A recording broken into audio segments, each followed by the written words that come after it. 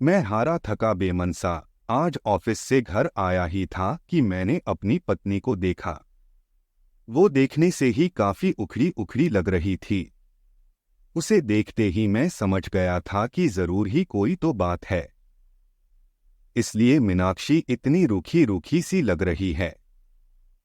मैंने उसके कंधे पर हाथ रखते हुए पूछा, मीनाक्षी क्या बात है, आज तुम कुछ उखड़ी उखड़ी सी लग रही हो?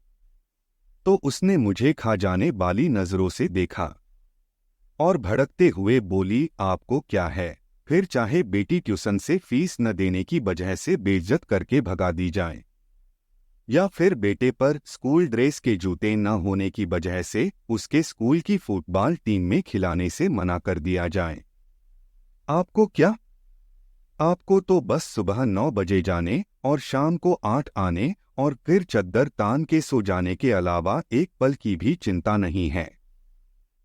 और न मेरा कोई ख्याल, डॉक्टर ने पिछले महीने ही दवाई कराने को कहा था।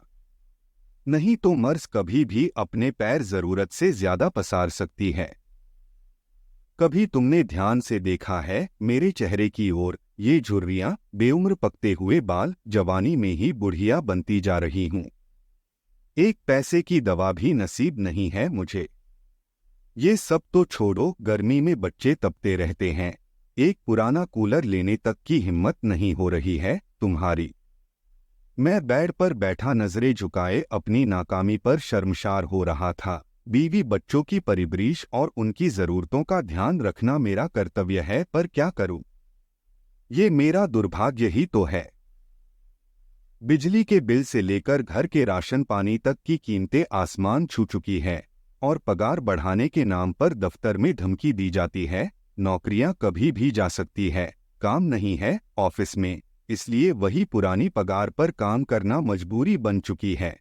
ऐसे में क्या ही करूं?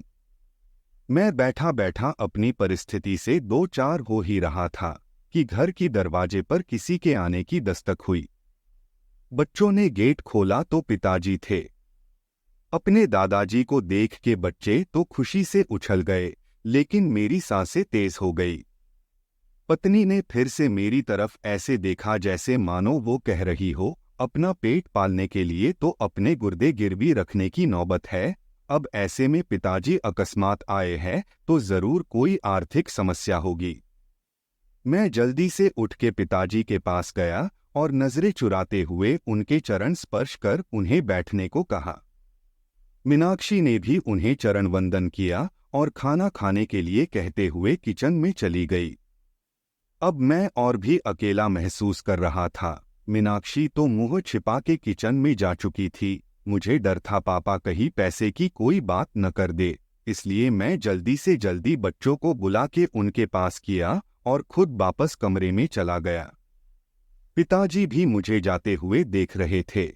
मैं किचन में आया तो मीनाक्षी ने कहा, पिताजी जरूर ही किसी आर्थिक मदद की आस करके आए होंगे। ऐसे में इन्हें हम ही याद आते हैं। बड़े वाले भाई साहब को कोई याद नहीं करता, देने के नाम पर उनका नंबर बाद में आता है और जब कोई जरूरत हो तो सब लोग हमारे यहाँ आ जाते हैं।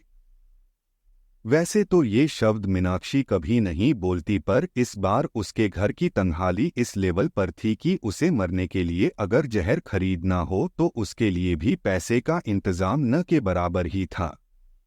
अंततः मैंने मीनाक्षी को चुप रहने के लिए कहा, तुम शांत हो जाओ, कुछ भी करके कल मैं तुम्हारी दवाई और बच्चों की जरूरत का सामान ला दूंगा, पर अभी के लिए पिताजी का मान रखो।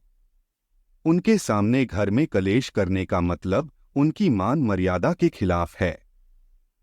मीनाक्षी समझदार थी, पर उस पर आर्थिक तंगी का बुखार चढ़ा हुआ था, इसलिए वो बेकाबू थी। कहाँ से लाओगे? भीख मांग के या फिर खुद को गिरवी रख के? ये मेरा काम है, क्या करूंगा क्या नहीं। तुम बस अभी भगवान के लिए शांत हो जाओ। अब मीनाक्षी शांत हो गई। वो खाना लेकर टेबल पर लगा देती है। अब पापा और बच्चों सहित एक साथ खाना खाने लगते हैं। खाना खाते टाइम पापा ने एकाएक मेरी ओर देखा और पास बैठने को कहा। मेरी सांसें और दिल दोनों ही तेज हो गया। कहीं पिताजी कोई मांग न कर दे, क्योंकि मेरे पास अभी देने के नाम पर केवल वक्त ही था। उसके अलावा तो मैं जुबान भी नहीं दे सकता था। पिताजी बोले, देखो अभी काम का जोर चल रहा है, खेती का काम बहुत है, इसलिए अभी की ही गाड़ी से वापस जाना पड़ेगा। मैं यहाँ रुक नहीं सकता हूँ। तुम्हारी माँ बहुत चिंता कर रही थी।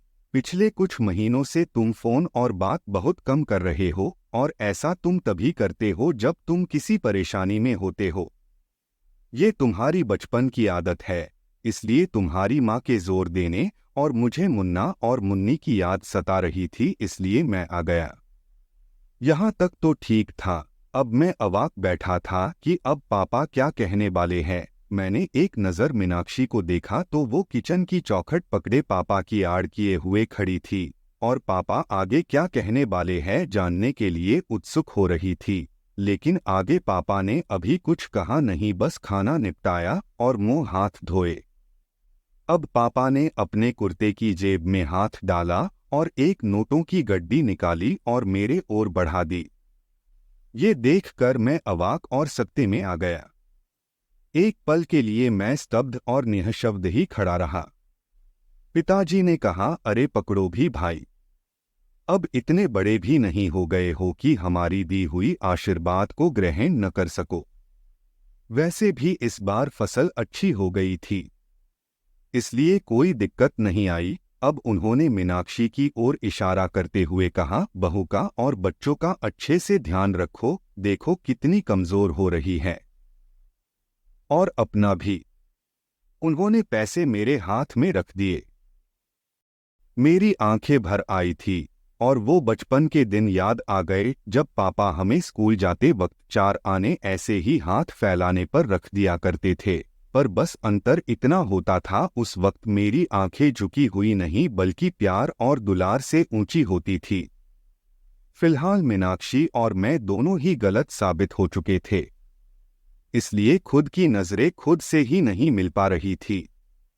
सच में बच्चों के लिए माँ बाप बोझ हो सकते हैं, पर माँ बाप के लिए बच्चे कभी भी बोझा नहीं होते, वे हमेशा उनका ध्यान रखते हैं।